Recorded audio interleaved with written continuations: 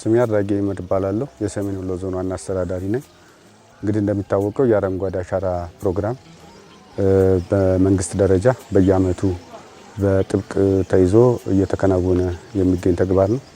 ሀገራችን የደን መመናመን፣ የበረሃማነት መስፋፋትና የምርታማነት ጋር በተያያዙ ያሉ ችግሮችን በግሪን ኢኮኖሚ ወይም ደግሞ በአረንጓዴ አሻራ መርሃ ግብር ትኩረት አድርገን በመስራት የምርትና ምርታማነታችንን መጨመር እንዳለብን ታምኖበት በየጊዜው በየአመቱ ይሄ ፕሮግራም በተደራጀ የህዝብ ንቅናቄ እየተፈጸመ የሚገኝ ፕሮግራም ነው። ስለሆነም በዘንድሮ አመት የአንድ ቀን ጀንበር መርሃ ግብር በዚህ በሰሜን ወሎ ዞን በመርሳ ከተማ ነው እያካሄድን የምንገኘው። እንዳጠቃላይ በዞናችን ወደ 167 ሚሊዮን ችግኝ ነው ዘንድሮ የምንተክለው። ይሄ ከደን ችግኝ ብቻ ነው። የፍራፍሬ ችግኞችንም እንደዚሁ በተመሳሳይ እንተክላለን።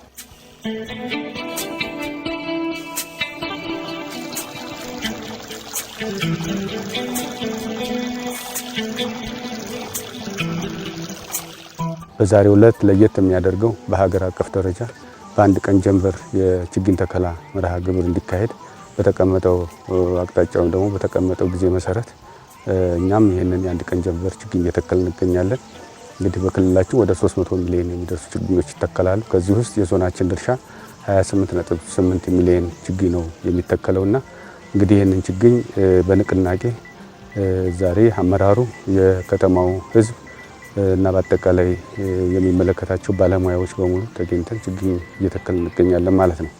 እንዳጠቃላይ ሲታይ ዞናችን ከደን ችግኝ በተጨማሪ ለፍራፍሬና አትክልት ልማት ላይ በስፋት መስራት የሚገባን ፖቴንሻል እንዳለን አቅደን እየሰራ እንገኛለን። እንግዲህ በተለይ የሙዝ ክላስተር፣ የማንጎ ክላስተር፣ የአቮካዶ ክላስተር ተለይተው ቆላማ በሆኑ ወረዳዎች በራያ ቆቦ፣ ጉባ ላፍቶና ሀብሮ ወረዳ በስፋት መስራት ጀምረናል። እነሱንም ጭምር ነው ዛሬ የተከላው አካል እያደረግናቸው የምንገኘውና መትከል ብቻ ሳይሆን በአጠቃላይ ግን የተከልናቸውን ችግኞች በተገቢ ሁኔታ እንክብካቤ በማድረግ እንዲጸድቁ ማድረጉ ላይና ባለቤት እንዲኖራቸው ከማድረግ አኳያ ህብረተሰቡ ዝናብ አጠር በሆኑ አካባቢዎች በጀሪካን ውሃን እየቀዳም ጭምር በማጠጣት እንዲሁም ደግሞ ዝናብ ባለባቸው አካባቢዎች እየኮተኮተና በየጊዜው ከእንስሳትና ከሰው ንክኪ ነፃ ሆነው በአግባቡ ጸድቀው ለጥቅም እንዲደርሱ ከማድረግ አኳያ ትኩረት አድርገን የምንሰራው ስራ እንደሆነ ነው መግለጽ ፈልግ።